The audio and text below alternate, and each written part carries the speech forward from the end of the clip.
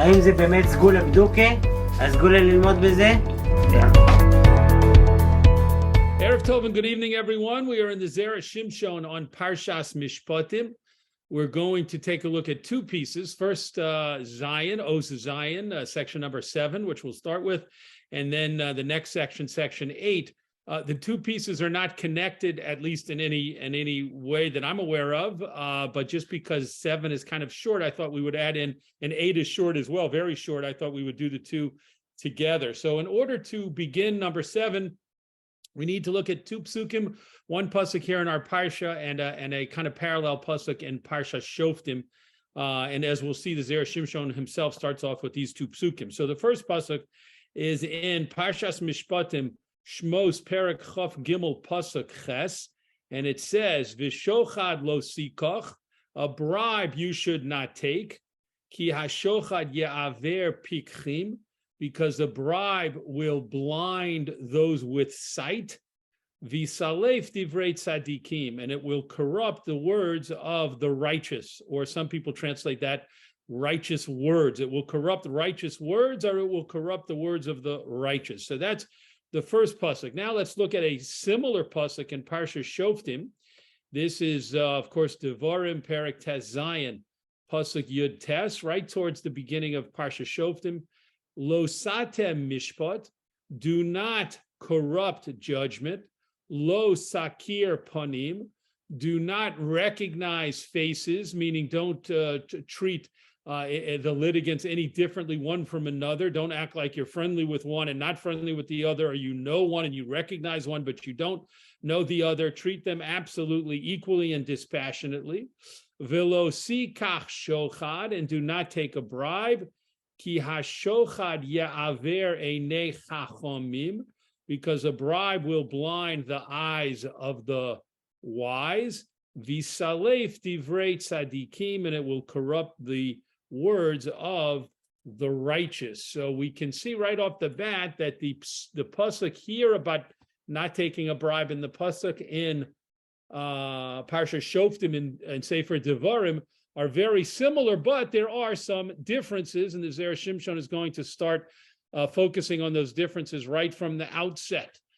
Os Zion, pasuk, there's a pasuk, v'shochad lo sikach, and you should not take a bribe, ki hashochad ye'aver pikchim, because a bribe will blind those with sight.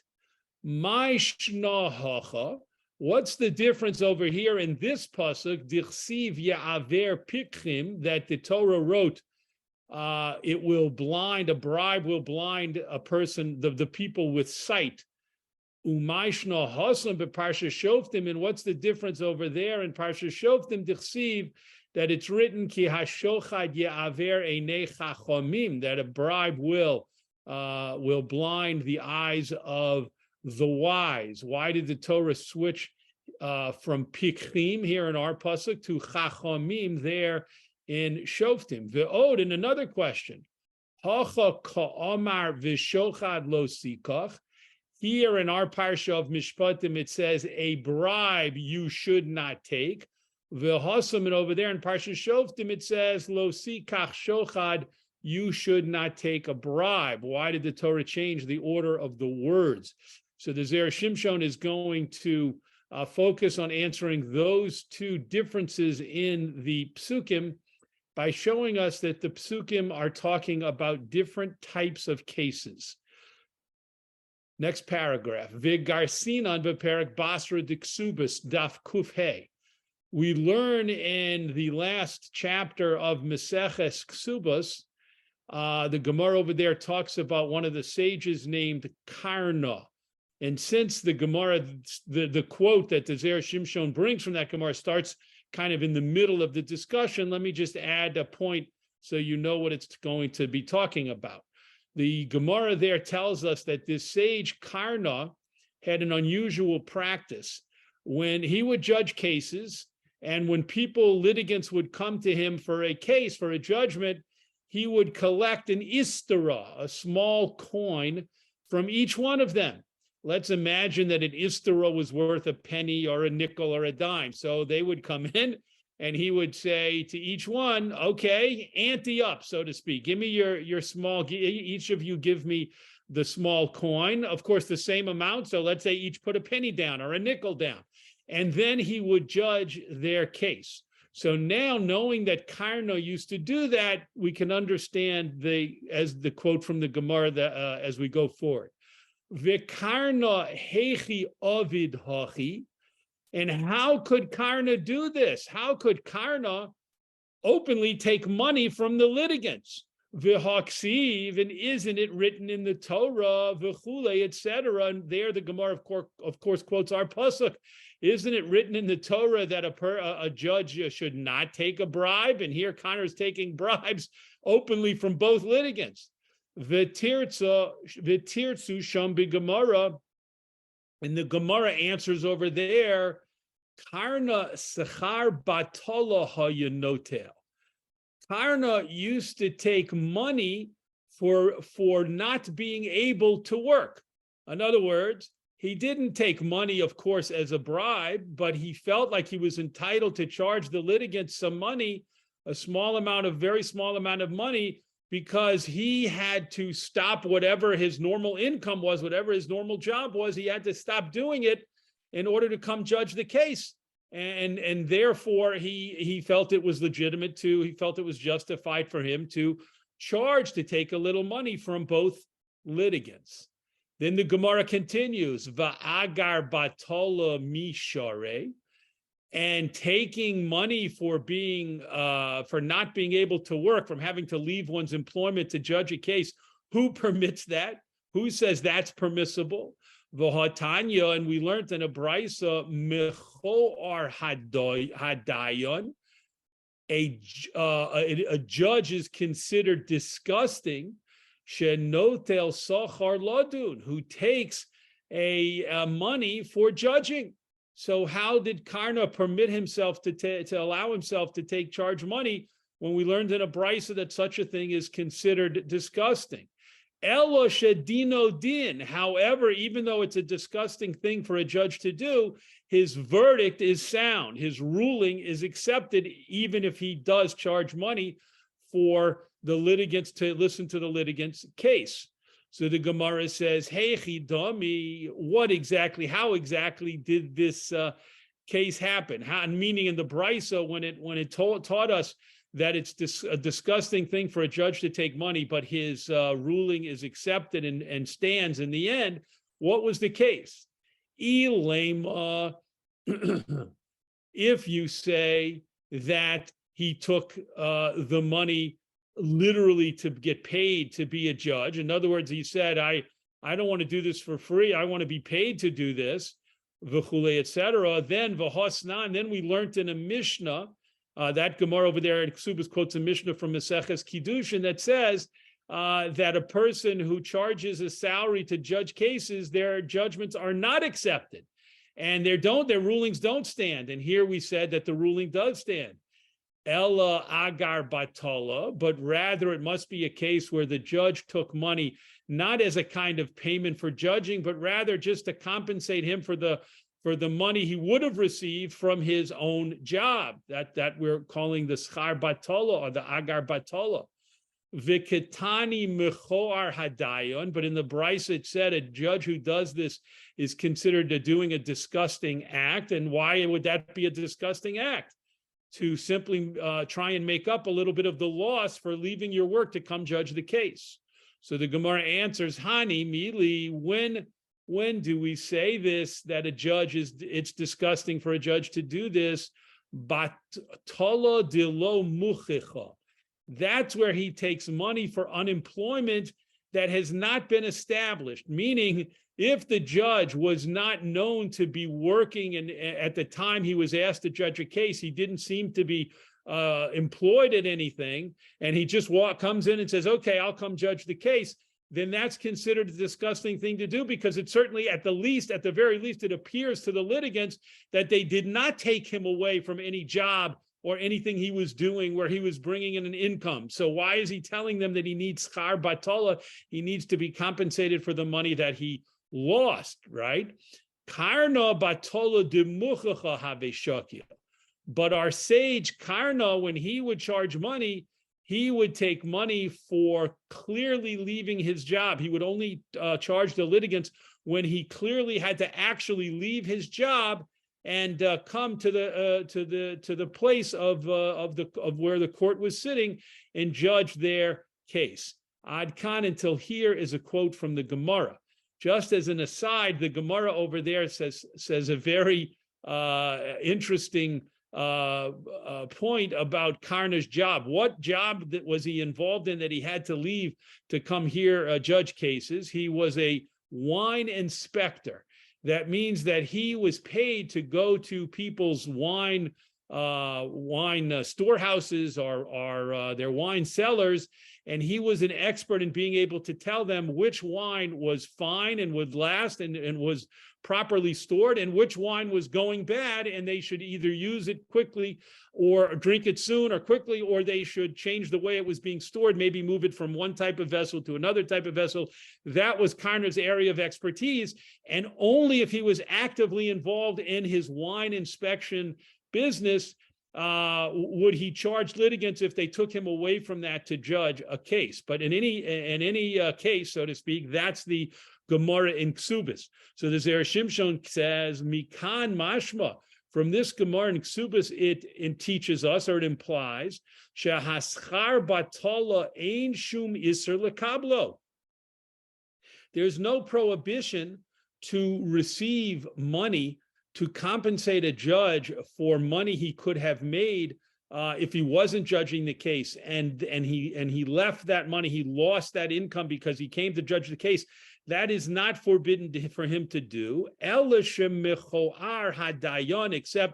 the judge who does this without the litigants being able to clearly see that he is in fact walking away from the middle of being employed. If he does this, he is considered a judge who's doing a disgusting thing. Continuing at the top of the next column. Ve'im kain, and if so, now the Zera Shimshon is going to use what we just learned from the Gemara in Ksubis to begin answering his questions. If so, Yesh Lomar, then we can say, in order to begin answering our questions, the Hasam B'Shoftim, over there in sefer, in Parsha Shoftim, in sefer Devarim, Oser HaKosov Lekabel Shochad, the pasuk that's being talked about is the pasuk over there in Parsha Shoftim is talking about a guy who's actually taking a bribe.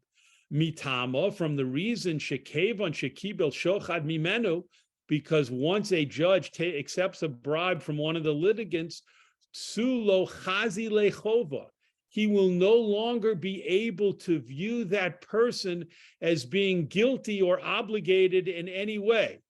Once he accepts the bribe, then his mind will work very quickly and very efficiently to view everything that the bribe giver did in a positive light. He won't be able to see it in a negative light objectively. Umishum hachi omar hakosov, and because of this, the pasuk says, "Lo sikach shochad," do not take a bribe. Ki hashochad ya'aver einei chachamim, because a bribe will blind the eyes of the wise. Klomar, ein haseichel shel hachachamim. The bribe will negatively affect, will blind, so to speak, the rational eye, the reasonable and rational objective eyes of the chachamim, and they won't be able to view the case and listen to the details of the case with true objectivity. So that's what that pasuk in Shoftim and Parsha Shoftim is talking about: a real bribe which will negatively affect and hurt the objectivity of the judge. V'hacha mayrei, but our pasuk here in Mishpatim is talking about ba'oso shochad shemutar, a type of bribe, a type of accepting of money which is technically permissible. Dehainu schar batola, which is, as the Gemara in Ksubis discussed, taking money for losing employment while judging the case. Ela shemechoar hadayon, except the judge is considered to be doing a disgusting act, as we said. V'lochein omar, and that's why the Torah use the order of the words vishochad lo sikoch, a bribe do not take, which appears to be less of a prohibition, a language that's not really implies a prohibition, but a statement of advice. A bribe you should not take. Hagam shelafi hadin mutar, even though technically, according to the law, it's permissible to ask the litigants to pay you likach shochad zeh, to take this kind of quote unquote bribe. It's permissible to do it because it's not really a bribe. It's a charge to be used to cover the employment that was lost. Afilu hachi, nevertheless, ki hashochad ya'aver pikchim, this type of payment will blind those with sight, mipnei shemechuar hadayon, because the judge will be considered disgusting, so it's still a negative thing to do. So the Zera Shimshon has, and he will continue answering his other question in a moment, but he has distinguished between vishochad lo sikach, which he views as more of a counsel to judges, do not take payments, even though they're not really bribes, and even though there's a legitimacy to being paid for the employment that the judge lost. Nonetheless, when it's not clear cut that the judge is leaving actual employment to come hear the case, then they shouldn't do this because it makes them appear disgusting and irreputable in the eyes of the litigants and perhaps the other people in the court. This is going to harm their reputation, and it's going to appear that they're doing something inappropriate. So that's why here it says shochad lo sikach, and over there it says ki. Over there it says v'shochad lo sikach. I'm sorry, lo sikach shochad, which is more of a language of a prohibition. Do not take a bribe. The words, simply the order of the words, is all that's changed. But the Zera Shimshon sees a fundamental difference because of the change in order. In one case, our case, it's a important piece of advice to judges, and in Parsha Shoftim, it's an actual prohibition.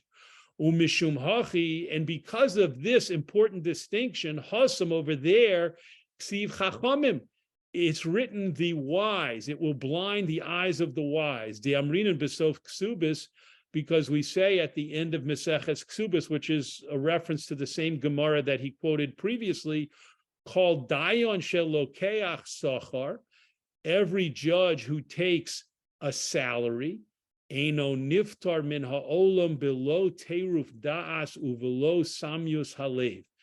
The judge will not leave this world. I'm sorry, it means a payment over here in the sense of a real bribe. Any judge who takes a real bribe, he will not leave this world without becoming demented, without his ability to think clearly being destroyed, uvelo samyus halev, and he won't leave the world without a blindness of the heart, which is not a reference to the emotions, but rather a blindness of his thinking capabilities, his cognitive functioning. So a judge who accepts bribes, they will lose, even though they are wise and knowledgeable. They are chachamim, they will lose their ability to reason, they will lose their ability to think clearly. V'hacha ksiv pikchim, but here in our pasuk, which the Zera Shimshon has taught us is not a prohibition, but rather advice, here it uses not the word chachamim, but pikchim, which means clear-seeing individuals. She'af al pisha tiskayim chachmaso, our judge who didn't violate the prohibition against bribery, he didn't take a bribe, he will not lose his chachma. Shahare eno osir min adin, because he didn't do anything that was actually forbidden according to the law. Mikol makom eno nikra pikeach. Nevertheless, if he does accept a payment by claiming that he left a job, even though he wasn't clearly working at the time, he will no longer be called a clear-seeing individual. Hoil shepogem ba'atzmo lasos masem mechoar, since he damaged his own reputation by doing something that is considered disgusting. So we have a chidush here. We have a very novel interpretation and approach from the Zera Shimshon, to really fundamentally distinguish between two psukim that look very, very similar. And most people, I think it's safe to say, when they learn the two psukim, our pasuk here and in Mishpatim and the pasuk in Shoftim, we view them as parallel psukim, basically talking about the same case, the same basic ideas. The Zera Shimshon, however, analyzing the language very closely in the two psukim, says that our pasuk is not dealing with the classical understanding of bribery and the prohibition against it.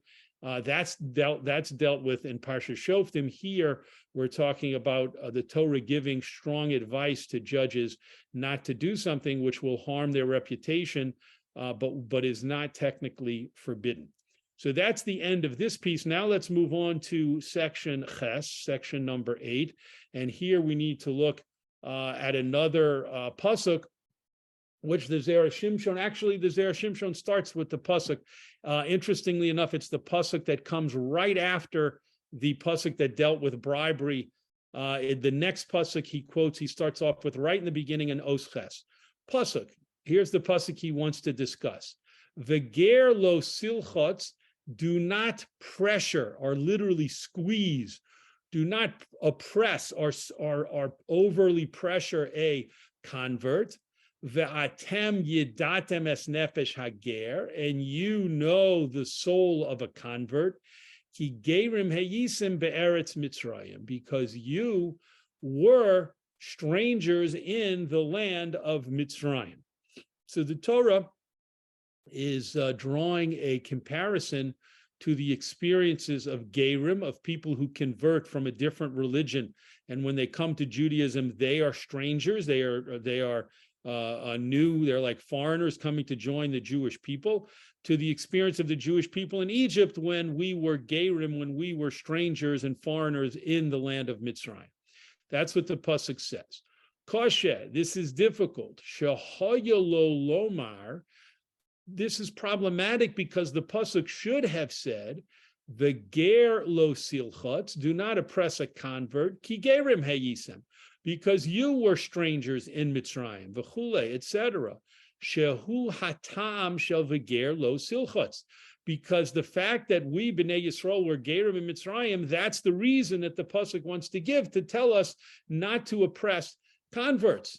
V'lomo hifsik beinehem. So why did the pasuk interpose, put right in the middle of those two phrases, the part about ve'atem yidatem, the phrase about and you know the soul of a ger. So the Zera Shimshon is bothered by the fact that this pasuk seems to add in the middle words or a phrase which is unnecessary, which is superfluous and doesn't need to be there. What are the words that he's objecting to? Ve'atem yidatem es nefesh hager, and you know the soul of a convert. Meaning, the Zera Shimshon is suggesting or proposing, take out those words and let the pasuk read, V'ger lo silchotz, do not oppress a ger, ki gerim heyisim be'eretz Mitzrayim, because you were strangers in the land of Mitzrayim. And there's no apparent need to include the words about knowing and understanding the soul of a stranger. Why are those words there? So let's continue, top of the next column. Ve'isa b'Shabbos perak chav beis. It states in the Gemara in Maseches Shabbos in the 22nd chapter. Here we also need just a little introduction. The Gemara over there starts with the following question: why is it that non-Jews, that goyim still have a zuhama, a kind of moral impurity or a moral contamination, and Bnei Yisrael don't? So to answer that question, the Gemara says, Yisrael she'amdu al Har Sinai, Bnei Yisrael who stood at Har Sinai, Klal Yisrael who stood at Har Sinai, Poska zuhamoson. That experience ended their moral contamination. It brought an end to their zuhama, their contamination. Goyim shelo amdu, however, the goyim who did not stand at Har Sinai, their contamination, their zuhama, continued because they did not stand at Har Sinai, and therefore it was not terminated. It was not cleared up or cleaned up. So then the Gemara asks, Gerim Mai, what about converts? If a person is not Jewish and they convert, they become a ger, righteous convert, and they join the Jewish people, what do we say about their zuhama, their possible contamination? Ela afal gav di inhu lo have mazlaihu have. And the Gemara answers that even though Gerim were not physically at Har Sinai, their mazal was at Har Sinai. Some people take the word mazal here to mean their angels, their guardian angels who protect them and represent them from their status of before they joined the Jewish people. It was there at Har Sinai. Other people take the word mazlaihu to represent their souls were present at Har Sinai. Whatever the case may be, or whatever the interpretation may be, the Gemara is answering that Gerim also lost their zuhama, their moral contamination, because they were in some aspect at Har Sinai, present at Har Sinai when the zuhama was terminated and ceased. Upligo de Rabbi Abba bar Kahana. The Gemara says that this approach, namely that this contamination lasted for everyone until Har Sinai, and then it was removed from Bnei Yisrael and from Gerim at Har Sinai, this approach goes against, it argues with the approach of Rabbi Abba bar Kahana, She'omar, because he said, She'achar Yaakov poska zuhama. He opined, he was of the opinion that the contamination ended for Bnei Yisrael much earlier than Har Sinai. It ended in the time of Yaakov Avinu, when he was able, along with his 4 wives, to bring into the world the Shvatim, the Shivtei Ka, and all of them were lost the zuhama. All of them lost this type of contamination, and from then on, Bnei Yisrael no longer had the zuhama, all the way back to the time of Yaakov Avinu, much earlier than Mamad Har Sinai standing at Har Sinai. Continuing to the next page, top of the next column. Continuing, actually, I have to read, go back a few words. Sha'achar Yaakov poska zuhama mi Yisrael. After Yaakov Avinu, this contamination was terminated from the Jewish people. Ad kan Lashono, until here's a quote from the Gemara. So we see that there's a very fascinating machlokes, a very fascinating argument about when this moral contamination, however we might want to explain the zuhama, when it left the Jewish people. Did it leave the Jewish people as early as the time of Yaakov Avinu, or did it stay with them and remain with them until Mamad Har Sinai, the standing at Har Sinai? V'zeh she'omar hakosu, and the fact that the Torah says, Eini rotzeh shetilchatzu hagerim, Hashem says, I don't want you to oppress converts, shaharei hayushavim imachem, because they are equal with you. Shebahar Sinai poska zu hamosan, because at Har Sinai their moral contamination ended, im zu hamaschem, along with your contamination. So don't oppress the Gerim in any way, and don't feel superior to them spiritually, because both you and they had this contamination, and you lost it at the same time. It was removed from you at the same time at Har Sinai. The afal gav the inhu lo havo mazlaihu hava. Even though they weren't physically there as our ancestors were, their mazel was there. Either their angelic representatives or their neshamas, their souls, were there. And so their zuhama was also removed at the same time. And it's this point that the Torah is referring to or referencing to when it puts in that phrase that the Zera Shimshon was bothered by about, and you know the soul of the ger, dafka nefesh. The Torah specifically used the word soul, sheromes al hamazel, which hints to this idea of their mazel being at Har Sinai. So these words, far from being unnecessary or far from being problematic, they exactly make the point that the Torah wants to make. Do not oppress gerim, because you have no spiritual superiority over them. Both you and they were contaminated, possessed of this zuhama, until you both lost it at Har Sinai, and that's what it means. Vatem yadatem es nefesh hagir. You know the soul of the convert. You recognize it. You were at Har Sinai with the souls of the gerim who were also at Har Sinai.